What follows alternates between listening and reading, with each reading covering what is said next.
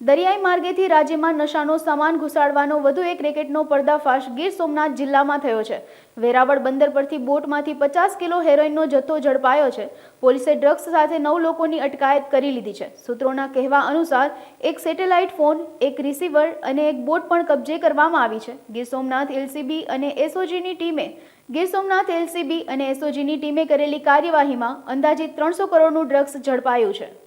ગઈકાલે અમને રાત્રે બાતમી મળી હતી, મોડી રાત્રે, કે એક ફિશિંગમાં ગયેલી બોટ જે પરત ફરી રહી છે અને એ અત્યારે લાંગરેલી છે વેરાવળ, અને એની જે મૂવમેન્ટ છે એ શંકાસ્પદ છે। તાત્કાલિક વિગત જ મળતા અમે પોલીસની 3-4 ટીમો અલગ અલગ બનાવી અને એ બોટની અંદર કોણ કોણ ખલાસી હતા, માલિક કોણ છે, એનો સંપર્ક કર્યો। ત્યાર પછી એવી પણ બાતમી હતી કે આ બોટમાંથી અમુક સામાન એક ગાડીમાં શિફ્ટ થઈ રહ્યો છે। એના આધારે અમે ગાડી ઇન્ટરસેપ્ટ કરી, ગાડી રોકવામાં આવી। ગાડીમાંથી 2 આરોપી અમને એટ એ ટાઈમ પહેલાં મળ્યા। એમાં એક આરોપી છે આસિફ સમા અને બીજો આરોપી છે અરબાજ।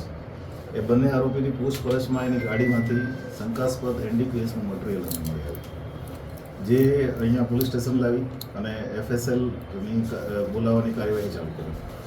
ત્યારબાદ વધારે ઇન્ટ્રોગેશનમાં કે આ મટીરિયલ ક્યાંથી લાવ્યા એ ઇન્ટ્રોગેશનમાં એણે એક બોટનું નામ આપ્યું। એ બોટ અમે જે ડાઉટફુલ બોટ હતી અમારી, જે અમારા વોચમાં પણ એ બોટ ચેક કરતા એમાંથી પણ એક વધારાનું મટીરિયલ એમ બંને જગ્યાએ થઈ અને ટોટલ 50 કિલો હેરોઇન, બોટમાંથી 25 કિલો અને 25 કિલો ગાડીમાંથી 50 કિલો હેરોઇન પકડ્યું છે। બોટના જે ખલાસીઓ હતા, કુલ 7 ખલાસીઓ અમે રાઉન્ડ અપ કર્યા છે અને જે મુખ્ય ટંડેલ હતો બોટનો, ધર્મેન્દ્ર કશ્યપ, એને અમે અરેસ્ટ પણ કર્યો છે અને આગળની પૂછપરછની કાર્યવાહી અને તપાસની કાર્યવાહી ચાલે છે। બોટના માલિક જે છે, બોટની રજિસ્ટ્રેશન વેરાવળ જ છે। બોટના માલિક મનસુખભાઈ છે, એ પોતે હાલ બેંગ્લોર છે અને જેને બોટ આપી હતી, આ બોટની મૂવમેન્ટ 25 દિવસ પહેલાં દરિયામાં થઈ હતી અને આ ગઈકાલે રાત્રે પરત આવી છે। પ્રાથમિક પૂછપરછ અમને મળી છે, ખાસ કરીને આ ટંડેલની।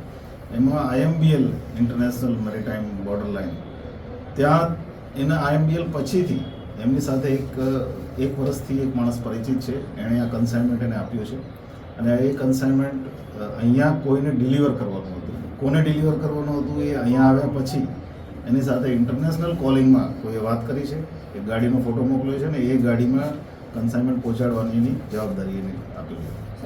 ટોટલ અમે 9 આરોપીઓ રાઉન્ડ અપ કર્યા છે।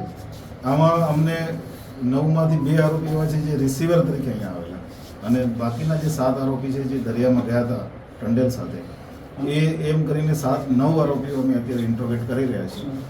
આમાં અમને ટેકનિકલ હેલ્પ પણ ઘણી બધી લેવાની છે, એમાં ઇન્ટરનેશનલ કોલિંગ પણ આવેલું છે। આ કાર્યવાહી દરમિયાન અમને બોટમાંથી એક સેટેલાઇટ ફોન પણ મળ્યો અને બોટના અમારી પાસે GPS નેટવર્ક પણ છે। એના આધારે અમે તપાસ અત્યારે વધારાની કરી છે। આરોપીઓ જે છે એ અલગ અલગ વિસ્તારના છે, પણ બોટના જે આરોપીઓ છે એ બધા જ ગુજરાત બહારના, ઉત્તર પ્રદેશના વતની છે અને અહીંયા વેરાવળ ખાતે બોટની લગભગ છેલ્લા 5-7 વર્ષથી ધંધો કરે છે। ટોટલ 50 કિલો હેરોઇન અમને મળ્યું છે, એટલે માર્કેટ વેલ્યુ અરાઉન્ડ 300 કરોડની આસપાસ થઈ શકે। બધાનું નામ આપને નહીં આપી શકું, પણ અમને ખાલી આ ઓપરેશનમાં નહીં, આ અગાઉ પણ લોકલ જે માછીમાર સમાજ જેટલા પણ છે એ તમામ તરફથી પોલીસને ખૂબ સારો સહકાર મળે છે અને એને કારણે જ અગત્યની કામગીરી પોલીસ કરી શકે। તપાસમાં અમે જ્યારે ઊંડા ઉતરશું ત્યારે જ ખબર પડશે કે સ્થાનિક લેવલે, અત્યાર સુધી હાલના સ્ટેજે કોઈ સ્થાનિક લેવલે અમને વિગત મળી નથી। પ્રાથમિક ઇન્ટ્રોગેશનમાં આ પહેલી જ વાર છે, પણ તેમ છતાંય એના વક્તવ્ય ઉપર અમે ભરોસો નથી કરતા। ટોટલ ડિટેલ ઇન્ટ્રોગેશન અને ટેકનિકલ સર્વેલન્સ કર્યા પછી જ આપણે કહી શકીએ। એ તપાસનો વિષય છે, ઇન્વેસ્ટિગેશન જ્યાં સુધી ડીપમાં નહીં કરીએ ત્યાં સુધી નહીં ખ્યાલ આવે। સાહેબ, આ જે પેકિંગ છે એ પેકિંગમાં ઉર્દુમાં સર્ટેન ટાઈપનું લખાણ લખેલું છે અને આ પેકિંગ અમે જે અગાઉના પેકિંગ હતા એની સાથે મેચ નથી થતું, પણ તેમ છતાંય અમારી પાસે, કારણ કે આ કન્સાઇનમેન્ટ જેને હેન્ડઓવર કરવામાં આવ્યું છે એ વ્યક્તિ અમારી પાસે છે અને એના સ્ટેટમેન્ટના આધારે અમે ચાલી ગયા છીએ, સાથે જોડાયેલા છે। મેં આપને કીધું એમાં એના જે ટેલિફોનિક કોન્ટેક્ટ છે એમાં ફોરેનના કોલ પણ આવેલા છે।